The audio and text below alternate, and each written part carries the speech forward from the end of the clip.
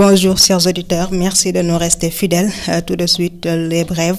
Sokhna Faty Mbacké à la présentation, la partie technique Abdoulaye Samb. C'est maintenant officiel, la date tant attendue des élections locales est maintenant connue par décret numéro 2021-562 du 10 mai 2021. Le président de la République Macky Sall a fixé la date du prochain scrutin pour le renouvellement général du mandat des conseillers départementaux et municipaux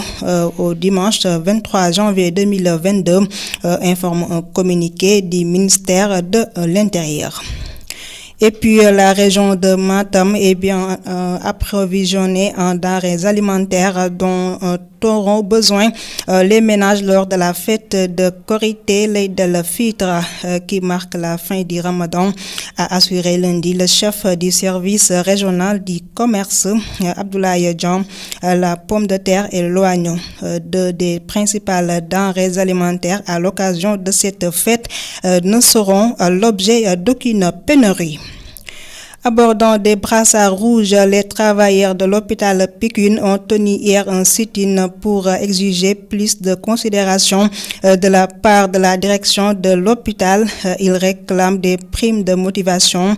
des recrutements dans la fonction publique. Parmi autres, les travailleurs promettent d'organiser dans les prochains jours une marche de protestation. La cité religieuse de Médina Baye de Kaolack a célébré hier le L'Eid el-Qadr qui correspond à la nuit du 26e au 27e jour du mois de Ramadan. Pour eux, à cette occasion, le Coran a été récité et ils ont formulé des prières pour la paix et la stabilité du pays. Pour terminer, enquêteur dans l'affaire Ousmane Sonko Adji Sarr, le capitaine Oumara Touré était placé en arrêt de rigueur à la légion de gendarmerie d'intervention de Mbao depuis le 12 mars dernier suite à sa lettre de démission de la gendarmerie. Il vient d'être libéré ce lundi. Ainsi, il est rentré chez lui après 45 jours de détention. C'est la fin de la partie française. Dans un instant, la version wolof.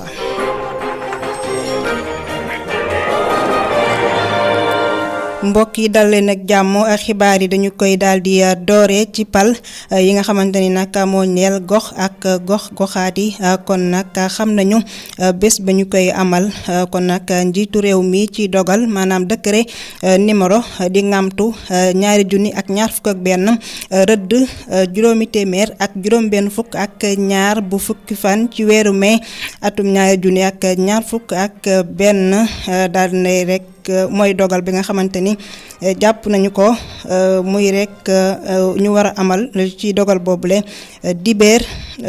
maanaam ci dogal boobu dañuy amal li nga xamante ni nag mooy pal yi ñeel gox-goxaat yi dibeer ñaar fukki fan ak ñett ci weeru janvier atum 2022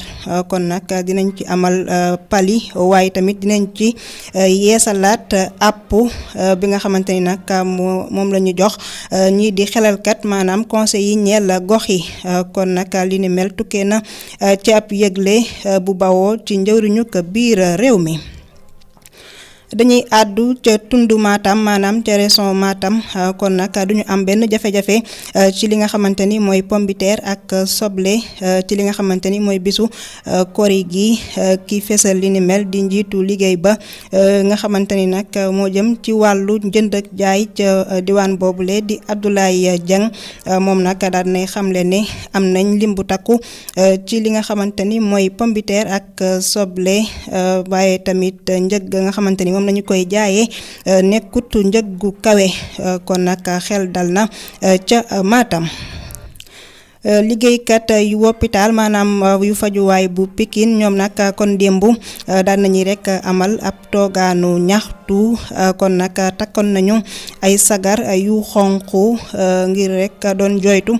dumooyu goo xamante ni nag dumooyu nañu leen ko te rek ña ko def doonul rek ñu dul ña nga xamante ni ñoo jiite hôpital boobule bokk na tamit ci la ñuy sàkku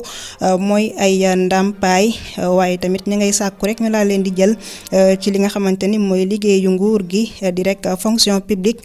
ñoom kon nag ñi ngi mbébét maanaam sembu nañu beneen doxub ñaxtu fii ak fan yi néew. ca dëkk ba nga xamante ni nag mooy Medina Baye kon nag ñoom démb màggal nañu li nga xamante ni nag mooy laylatul xadar kon nag màggal nañu ko ci guddik ñaar fukk ak juróom-benn jàpp ñaar fukk ak juróom-ñaar ci weeru koor kon nag ci bis boobule ñoom jàng nañ li nga xamante ni mooy alxuraan waaye tamit ñaan nañ ngir jàmm sax dàkk ci mim réew. xibaar yi dañu koy daal di ndar keppe ci alkaati bi nga xamante ni nag moo doon gëstu ci mbiru Adji Sarr ak Sonko di rek capitaine Oumar Touré moom nag kon ginnaaw ba mu rek tekkee ndombal tànkam dañu ko rek teewoon te fa nga xamante ni mooy màkkaanu takk der ya nekkee mbaaw ci Ndakaaru li ni mel nag kon xew na fukk ak ñaari fan ci weeru mars kon nag moom bu ñu sukkandikoo ci ay xibaar nee nañu génn na démb kon nag ci pàttali